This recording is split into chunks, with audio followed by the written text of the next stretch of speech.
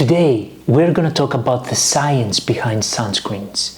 Which ingredients have a good reputation and which ingredients have a bad reputation and might be harmful for you. After we do that, we're gonna go hands-on. Every day, the sun is bombarding our skin with ultraviolet radiation. We have two types of UV radiation, UVA and UVB.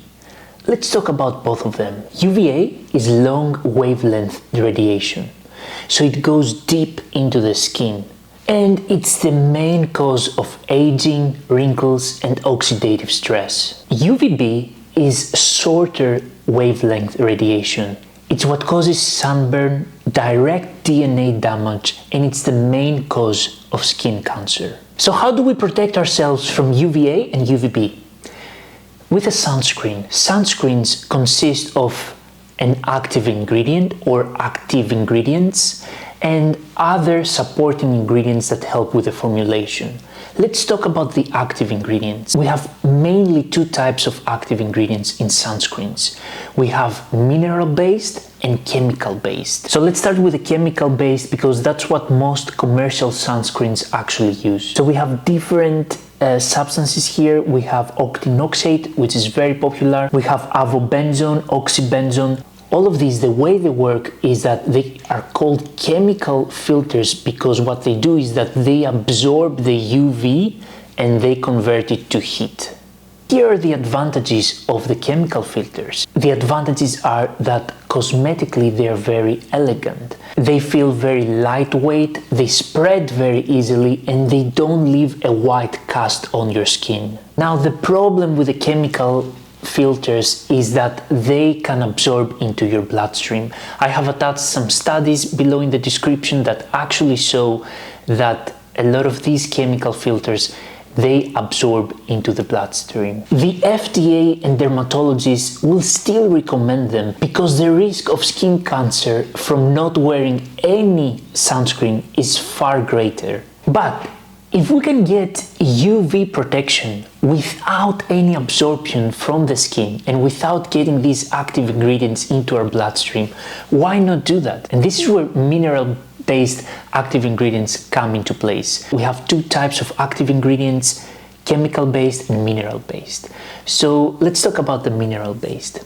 Mineral-based, the way they act is that they are basically a physical barrier for UV light, so they basically reflect any UV light that's coming from the sun. They're basically physical blockers. They sit on top of your skin and they do not get absorbed into the bloodstream. The two most popular FDA approved mineral-based active ingredients for sunscreens are zinc oxide and titanium oxide. So today we're going to use zinc oxide and we're going to use non-nano zinc oxide. Non-nanoparticles are particles that are bigger than 100 nanometers, which means they cannot penetrate your skin and go into the bloodstream. And the good thing about non-nano zinc oxide is that it acts as a physical barrier and it's a broad spectrum sunscreen protection agent, so it protects both against UVA and UVB. The only disadvantage of mineral-based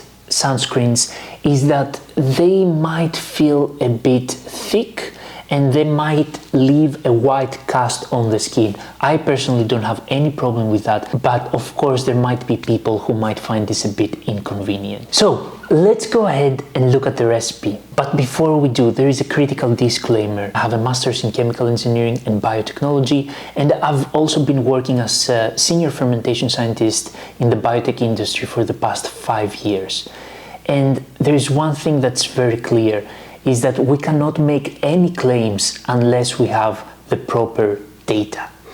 Meaning that I cannot really say what is the SPF, the sun protection factor, for the sunscreen that we're gonna make here at home. In order to determine the exact SPF, we will need in vivo and in vitro data to do so. So I cannot make any SPF claims unless I have in vivo and in vitro data. We know that this recipe right here provides some UV protection, and we will make sure that zinc oxide is properly dispersed inside the mixture, but I cannot claim a specific SPF number without testing. Let's go ahead and grab a stainless steel bowl.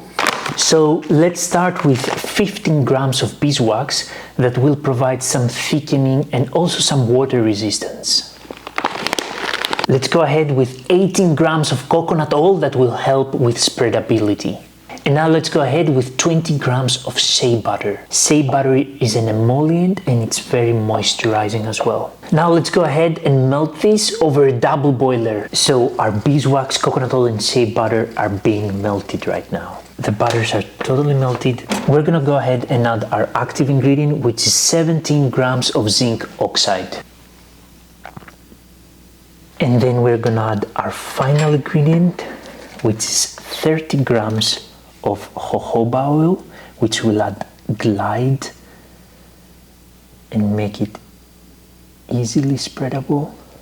And now we want to put it back into the heat and mix it slowly. So we want to make sure that zinc oxide is uniformly dispersed all over.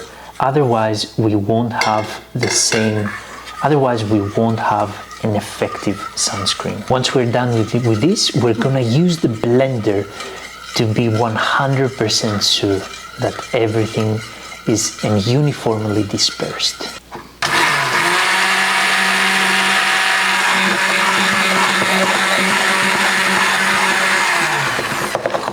After 2 minutes of mixing, it starts getting the texture and the consistency of an amazing sunscreen.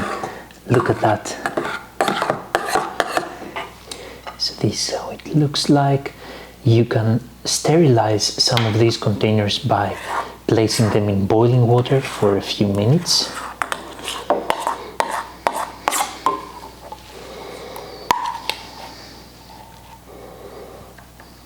So the mineral-based sunscreen is ready.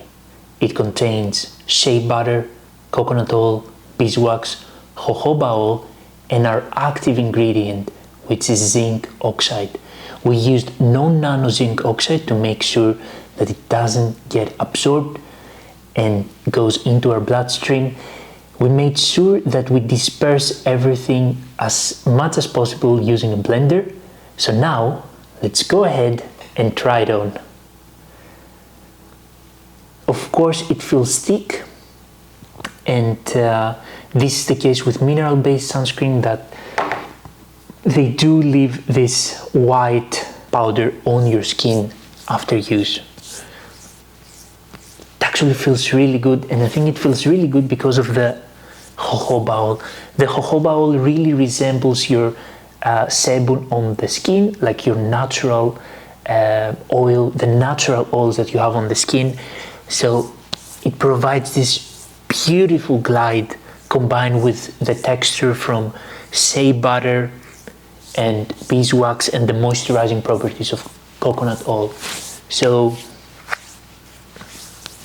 I love it. I don't know how I look like right now. Am I completely white? I have no idea. And you can see when you spread it and you keep spreading it, the white starts going away eventually. And it looks more like a cream. I love it. This is beautiful. If you look in the internet, you will find that around 17 to 20% of zinc oxide concentration will lead to approximately an SPF of 20 to 30. But of course, we cannot know exactly without the proven data. I would love for you guys to try this recipe and let me know how it goes. And if you would like to try more recipes like that, I have an ebook that contains soap making recipes, deodorant, shampoo, conditioner bars, hand creams, and so on. I've been getting great feedback from it, and I would love to hear what you have to say about it. If you enjoyed this video, please leave a comment below and let me know what you think. I'm very happy with this result. I'm looking forward to see you guys next time.